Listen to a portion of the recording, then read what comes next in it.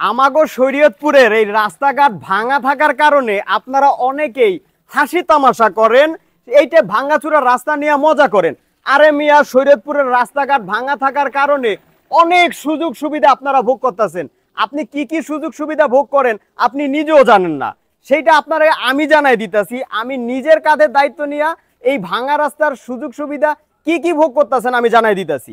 দেখেন, আপনি যদি এই রাস্তা দিয়া শরীয়তপুর সদরে ওঠেন, সদরের রাস্তার একটা মানিজ্যত আছে। এখন আপনার পার মধ্যে যদি আপনি ময়লা নিয়ে ওঠেন তাহলে সেই মানিজ্যত কি থাকে?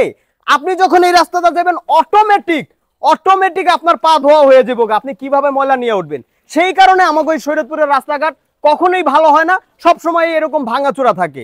আবার মনে করেন আমাদের দেশে অনেক গরিব মানুষ আছে যারা সংসার চালাইতে পারে না। কেউ একজন যদি ভাই নৌকা লয়ে এই জায়গায় আসে, বিশ্বাস করেন প্রতিদিন 1000 টাকা ইনকাম করে নিতে পারবো এই জায়গায় নৌকা চালাইয়া। যদি এই রাস্তার মধ্যে নৌকা চালায় তাহলে কেউ আর পায়ে হাইটটা কষ্ট করে কাদাটা যাইবো না, ওই নৌকার মধ্যে এই জায়গাটা পারাপার হইব, তার প্রতিদিন 1000 টাকা রুজি হইব। এখন যদি এই রাস্তা ভালো করে দেয়, যদি এই রাস্তা মেরামত করে দেয়, ওই লোকটা 1000 টাকা কেমনে রুজি করবো? সব সময় তো গালাগালি করেন, সব সময় তো নেগেটিভটা বলেন, কখনো কি এইভাবে চিন্তা করছেন?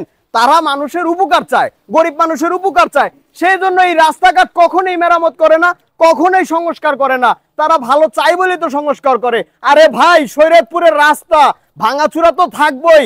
আগামী 2, 4, 5 বছরের মধ্যে এই রাস্তা ভাঙা রাস্তা ভাঙাই থাকবো, এটা ঠিক করা হইব না। এটা কোন রাস্তা আমি আপনাদেরকে বলতেছি। চৌরঙ্গি থেকে ব্যাপারী পাড়ার দিকে যাইতে যে রাস্তাটা আছে, এই রাস্তাটা প্রায় ½ কিলো থেকে 1 কিলোমিটার পর্যন্ত একদম চৌরঙ্গি শুরু থেকে এই দিক পর্যন্ত ভাঙা।